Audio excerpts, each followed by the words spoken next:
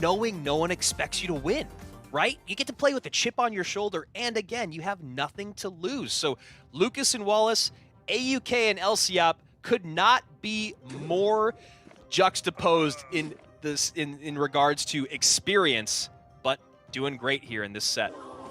So here we go, log cycle to start things off, and a little slow start here in game number 2. Lucas and Wallace have both been around in Clash Royale for a long time. Lucas, of course, one of the top 2.6 Hog Rider players on the planet, a very good log bait player as well, multiple top ladder finishes throughout his career. Wallace is someone who really was grinding hard. And when I mean grinding hard, I mean he would show up to play in my open tournaments that I was streaming. That's the level that he was trying to grind to get himself to CRL. I've been seeing Wallace play in Super League, seeing him play in my own private and my own personal tournaments. This guy played anything he could to get the experience, and it's paid off because now he's at World Finals. 100%. And you know what else paid off was his massive King of the Hill sweep over Space Station Gaming when he eliminated them in the playoffs. So this is a guy, as you said, puts in the work and it's paid off. Another thing I think is really interesting is when you look at the screen here, check that out.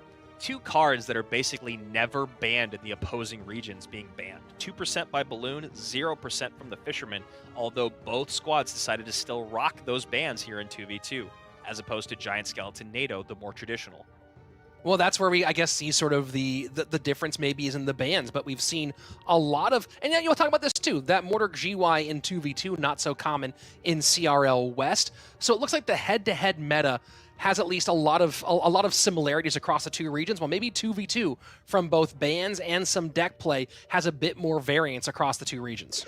Yeah, and I'm really curious to see if we will see the double bait out from any team on the West, since that is a very hard deck to deal with if it's something that you haven't had the experience in defending against it. Well, we'll see, of course, if SK Gaming goes to their favorite 2v2 archetype later, but that might also be predictable as well, so we'll have to find out more about that later. Here we go, bridge fight on the left-hand side. We'll clean up in both directions, and now Royal Giant gets behind the Giant Skeleton on the right-hand lane. Yeah, nice push here from Lucas and Wallace, and that is a pretty bad NATO fireball. It ends up being okay because of the Giant Skeleton bomb, but they could have gotten a lot more out of that than they did. Yeah, that was maybe not the ideal, but we'll see if that tower damage ends up being worth more on the right-hand side than anything else. Didn't cost them too much here, as we are 10 seconds away from sudden death overtime. Pretty even on both sides of the board between the most experienced team in the game and the least experienced team in the game.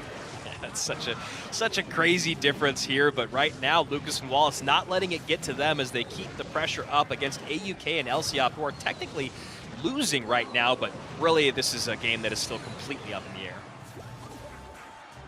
Musketeer gonna go ahead and fall to the Baby Dragon Dark Goblin. Dark Goblin's taken off by the log on the right-hand side. Iwa cycle to the right as well, and at the moment, slight edge going towards Pain Gaming, and they're keeping the pressure on that right-hand lane as well. I am so impressed by Pain Gaming. I really love an underdog story. I really love a Cinderella story, and they've been playing so well. That NATO, maybe I should just stop talking. Yeah. Caster Curse. Yeah, that's the second bad NATO we've seen today, and that one might be the more egregious. Not only did it prevent you from activating King Tower, but also took the Firecracker off. So, I mean, we talk about the betrayal of the Fisherman often. That was a NATO with a mind of its own.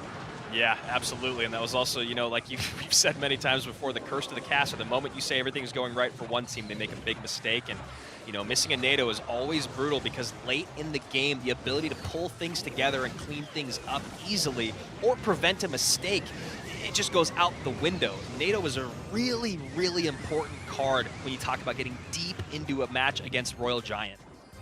You know what's crazy about this, though, Andrew, is even with that NATO missing the King Tower activation and taking the Firecracker off, hasn't been that bad for him. Look at the situation they're in. They're leading by quite a lot.